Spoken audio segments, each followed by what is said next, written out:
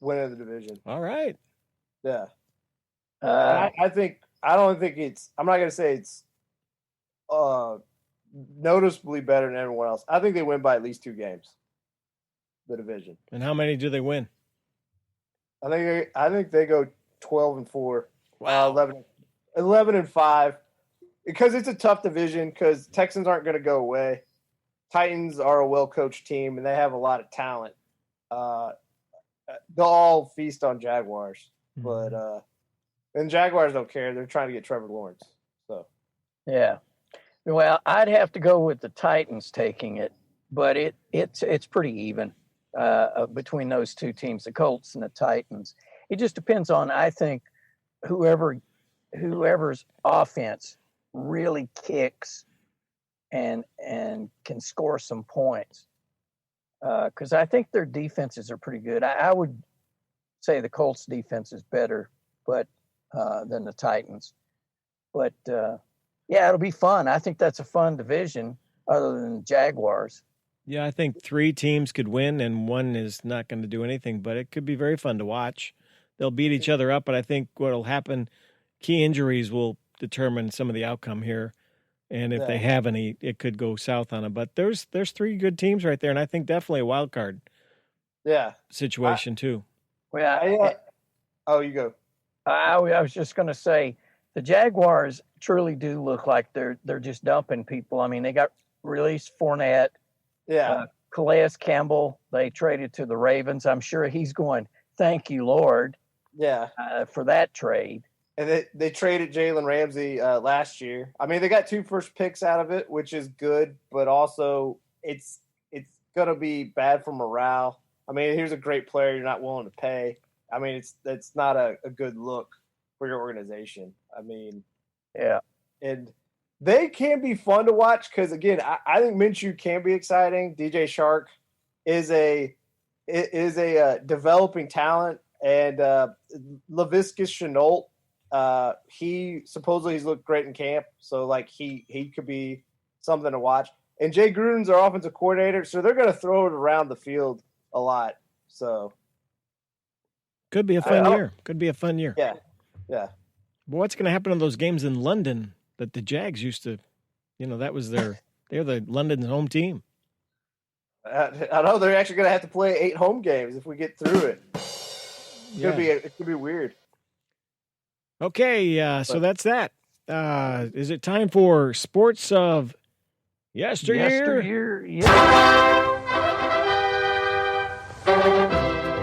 It's sports of yesteryear. Yes, sir. Here he is. He's Lugs. He's out there in Madagascar or somewhere. All right. Yes. In 1909, A.J. Reach patents a cork-centered baseball. So that's your baseball trivia of today.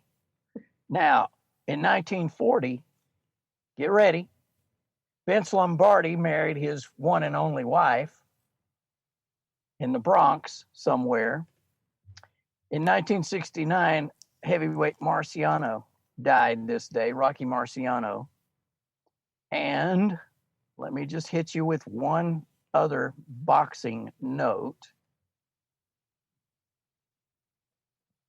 In 1750, Jack Slack retains the champion of England boxing title.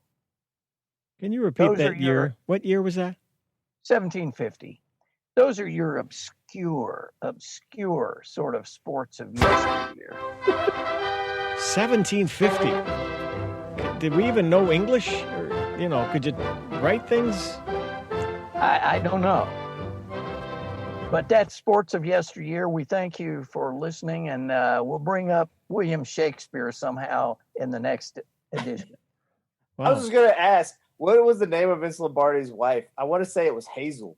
No, it was Maria. It was Maria. That was Maria, okay. Yeah, Maria. Seriously. In Harlem, you go out on the stoop and yell Maria. About 30 women are going to answer. That was a strange thing for me.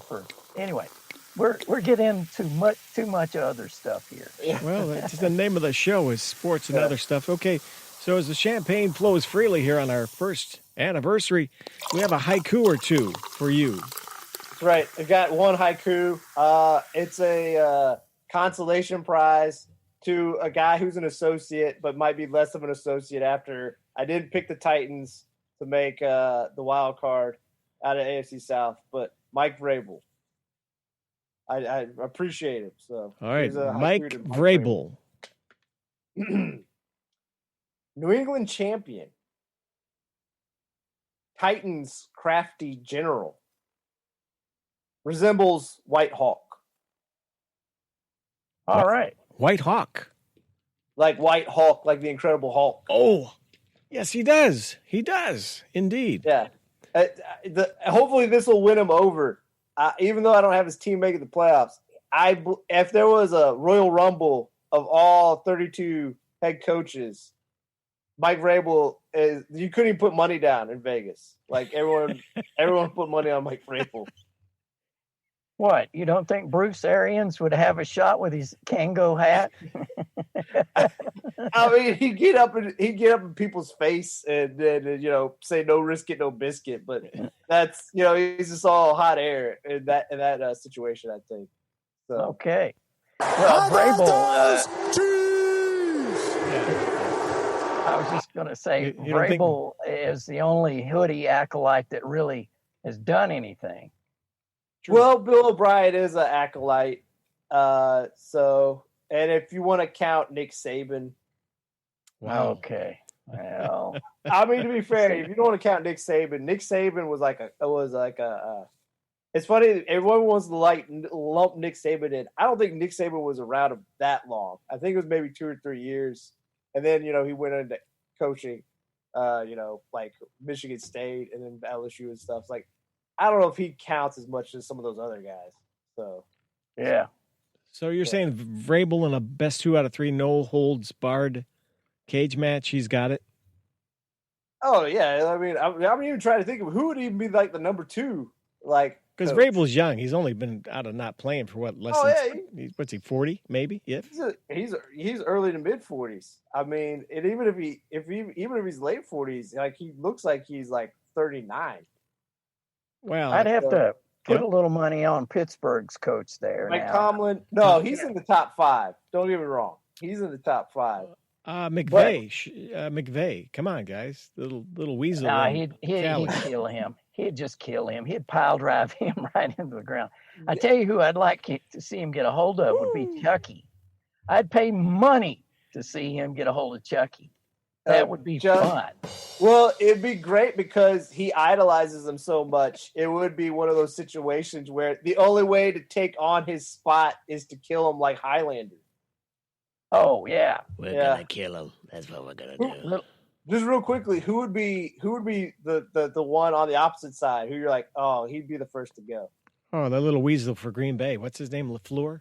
LaFleur. Really? Yeah, he's a tiny little guy, man. Oh. What do you say, Lugs? Who do you got? I say LaFleur. Yeah, he's the smallest, but of those people, I'd also like to see him take out Sean Payton, just for old time's sake. Hit him high and low at the same time, like they did back in the Bounty Gate. Yeah, see, I would say Adam Gase. It'd be the opposite reason for Andy Reid.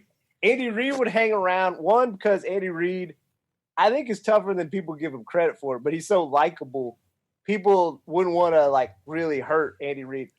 On the opposite side, I think Adam Gase, I'm never going to completely go as far as to say unlikable. I know people say, I just think he's so strange. I think people would just be like, I just want to get this guy out of here as quick as possible. Well, I don't know this guy. Andy's like a weeble. They wobble, but they don't fall down, right?